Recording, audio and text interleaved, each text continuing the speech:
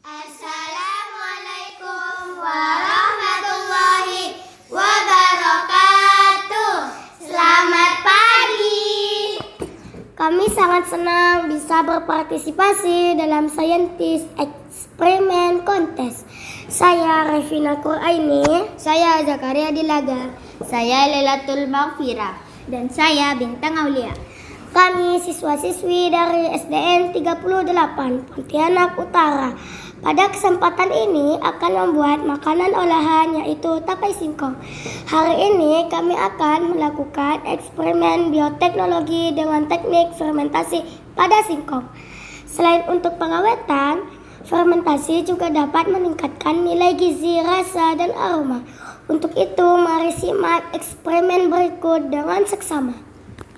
Alat dan bahan yang kami gunakan: sarung tangan plastik, wadah penyimpanan fermentasi, kain bersih untuk menutup wadah fermentasi, daun pisang yang sudah dipastikan dalam keadaan bersih, saringan, ulekan untuk menghaluskan ragi, garpu dan sendok.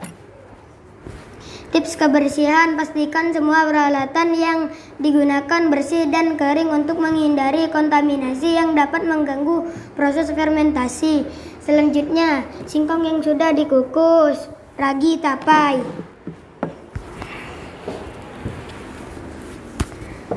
Selanjutnya yaitu proses pembuatan. Singkong yang kami gunakan adalah singkong mentega atau biasa kami menyebutnya ubi kuning. Singkong ini paling cocok untuk dibuat tapai karena berwarna kuning. Ini adalah singkong yang telah kami kukus kurang lebih selama 25 menit. Jangan terlalu lembek, cukup sampai matang dan empuk. Sebelum mengukus singkong, kami sarankan untuk mengikis kulit ari singkong menggunakan piler atau pisau. Setelah mengupas dan mencuci bersih singkong dengan tujuan supaya ragi dapat menempel sempurna. Apabila kulit arinya tidak dibuang, maka permukaan singkong akan terasa lendir nantinya, sehingga ragi tidak menempel sempurna dan dapat terfermentasi dengan baik. Pastikan tangan dan alat yang digunakan bersih dan kering. Hancurkan ragi tapai hingga menjadi serbuk halus. Untuk menjamin keaktifan ragi.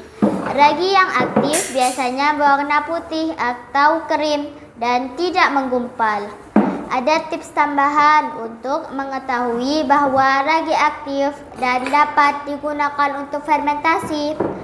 Campurkan ragi dengan sedikit air hangat, jangan terlalu panas agar tidak membunuh ragi. Biarkan selama beberapa menit hingga ragi aktif.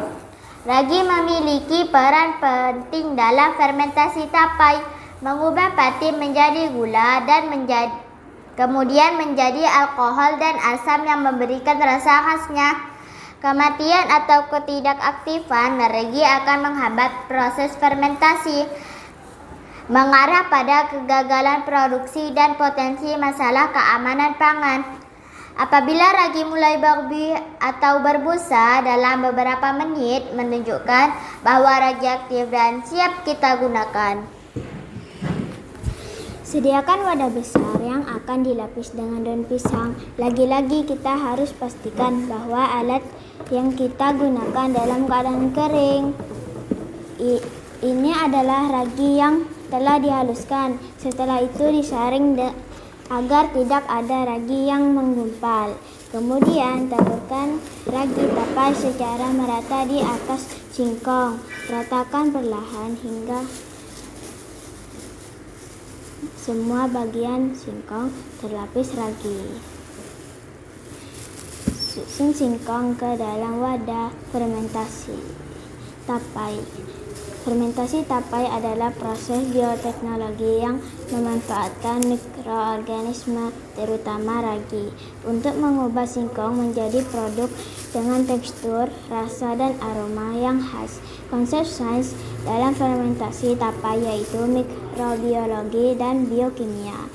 Mikrobiologi itu sendiri ialah fermentasi tapai melibatkan mikroorganisme seperti ragi dan bakteri asam laktat Sedangkan biokimia, proses fermentasi melibatkan konversi karbohidrat. Dalam hal ini, pati dalam singkong menjadi alkohol dan asam oleh enzim yang diproduksi oleh ragi dan bakteri.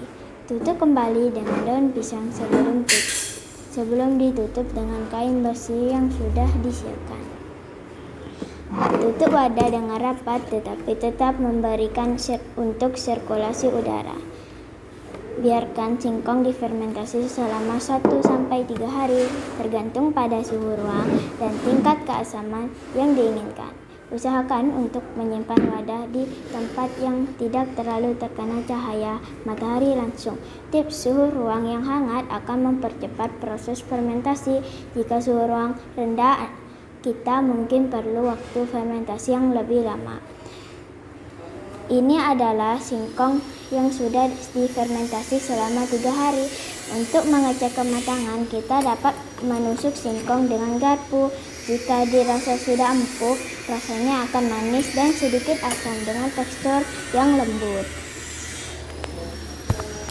Banyak sekali manfaat yang kita dapatkan dengan mengkonsumsi